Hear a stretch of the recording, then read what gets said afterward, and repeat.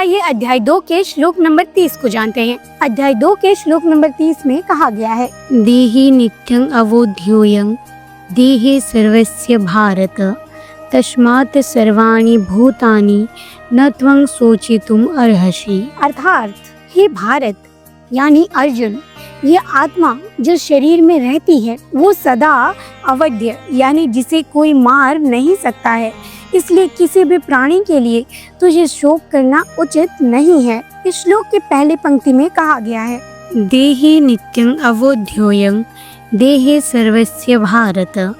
मतलब हे भारत यानी अर्जुन, ये आत्मा जो शरीर में रहती है वो सदा अवध्य है यानी जिसे कोई मार नहीं सकता। शरीर मर सकता है लेकिन आत्मा अमर है। किसी भी अस्त्र शस्त्र, अग्नि, जल या वायु से आत्मा को नष्ट नहीं किया जा सकता। आत्मा हर शरीर में समान रूप से विद्यमान है। आज हम अपनी पहचान केवल शरीर और रूप रंग से जोड़ लेते हैं, लेकिन ये पंक्ति हमें याद दिलाती है कि असली पहचान हमारी आत्मा है जो शाश्वत और अमर है।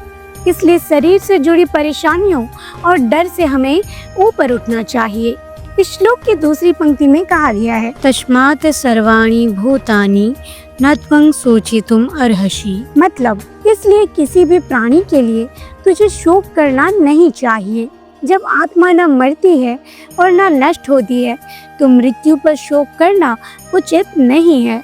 शोक करना केवल हमारे अज्ञान का परिणाम है।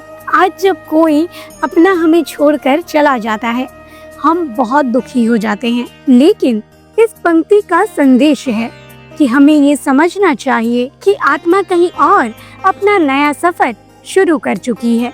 शोक करने के बजाय हमें उस आत्मा के अगली यात्रा के लिए शुभकामनाएं देनी चाहिए और अपने कर्तव्य में लगे रहना चाहिए।